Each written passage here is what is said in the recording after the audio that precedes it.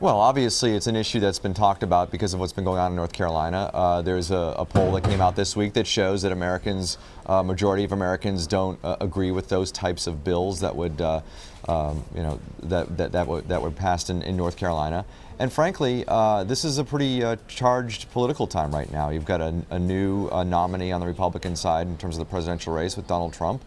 You have a lot of races across the country where something like this serves as, it's like the old Warner Brothers cartoons where you put a stick of dynamite down and you have a really long wick and you just sort of light the wick and wait for it to explode. That's what's going on in a lot of these states where you bring an issue like this up, and Republicans in these tough races, whether it's Senate races, House races, or gubernatorial races, they're now going to have to answer questions on this issue, which, at least according to the poll that came out this week, seems to be, if you're a conservative Republican, you seem to be running against the grain on this in terms of where Americans are on this issue. And so there's a lot of explaining that Republicans running in tight races in swing states will have to do now that the president and the White House have issued these guidelines. It's a topic of conversation on the campaign trail. As you talk about Republicans, I want to shift over to Donald Trump as well while I have you here.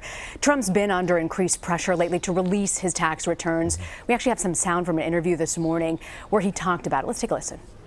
Do you believe voters have a right to see your tax returns before they make a final decision? I don't think they do, but I do say this. I will really gladly give them. They're not going to learn anything, but it's under routine audit. What is your tax rate?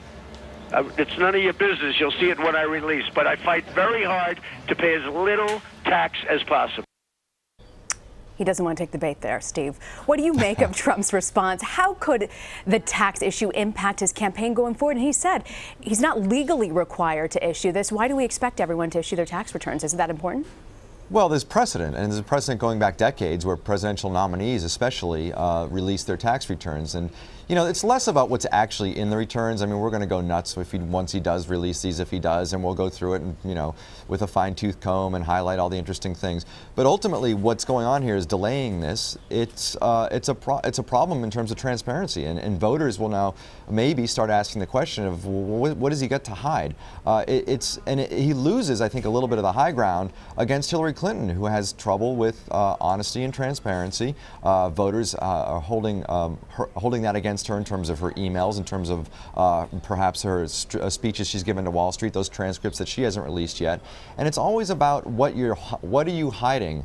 Most of the time you're not really hiding much, but the fact that they're not actually releasing these things just raises questions in voters' minds, and it's not really good for your favorability rating. So, the question for Trump is, does he want to be able to go after Hillary Clinton on those transparency issues? Because he can't, as long as he's holding on to his tax records. In another interview this morning, Steve, some of what Trump was saying, he said he seemed to be softening his stance on the Muslim ban that he's proposed. But he made a point of saying that he hasn't. What was the strategy there? Yeah, I don't really know what the strategy is. I think part of this is Trump sort of being, again, a little loose with his language. I don't think he actually is softening if you look at what he says about the actual ban and what he wants to do.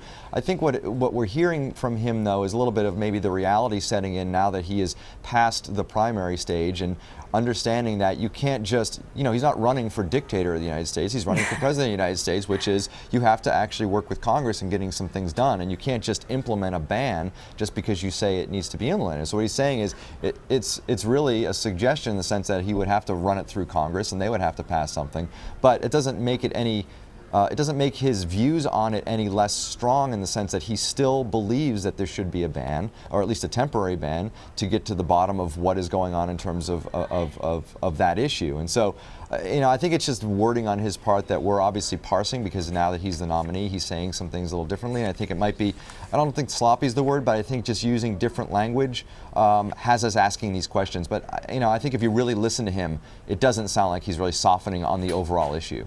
Okay, our Steve Chaggaris in Washington. Steve, thank you very much. Thanks.